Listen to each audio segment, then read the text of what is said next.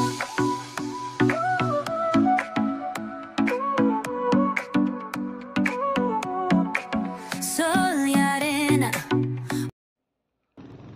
श्री कृष्ण।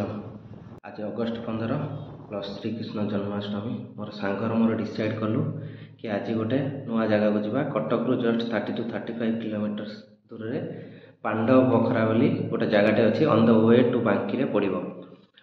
तो आम से जगार बहुत जिनस पास करी गलु, बहुत बढ़िया लगिला।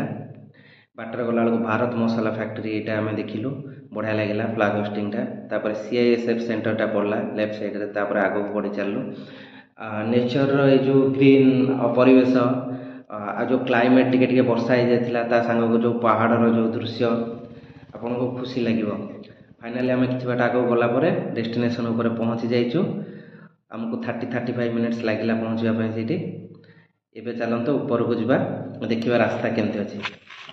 देखो एमती आपंकर आबरा खाबरा रास्ता अच्छी तो भल शू नहीं आसवा पड़ो ये जगह को, ना स्लीप होवार बहुत चांस अच्छी। एमती ऊपर को किसी बाट गला गोटे गुंफा पड़ो ये देखो से गुंफा पाखे आम पहुँची जाइए। यहाँ जगटा को कहते पांडव बखरा, जे पौराणिक काल यहाँ अच्छी कि ये पांडव माने कौन ऑन द वे आसते से मैंने ये रही एमती जगहटा अच्छी। ट्रेकिंग बहुत बढ़िया अच्छी, आपन को बढ़िया लगिवो। मु मोर नेक्स्ट वीडियो रे आपन को डिटेल्स देवी, आपन देखिए। कारण यहाँ सर्ट वीडियो कही किसी डिटेल्स कही होनी तो बहुत सारा फुटेज नहीं आ ऊपर को आहरी भी अच्छी टॉप व्यू जोटा आपन को देखेबी। इवेन आपन को क्लाउड गुड़ाक पूरा से पाखरे जाउथबे बसी देखिए से नजाराटा बहुत बढ़िया लगिवो।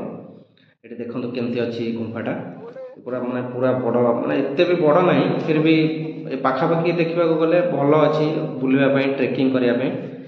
आपन को देखिए जगहटा केमती लगुच कमेंट करके कमेंट बॉक्स रे जणातु।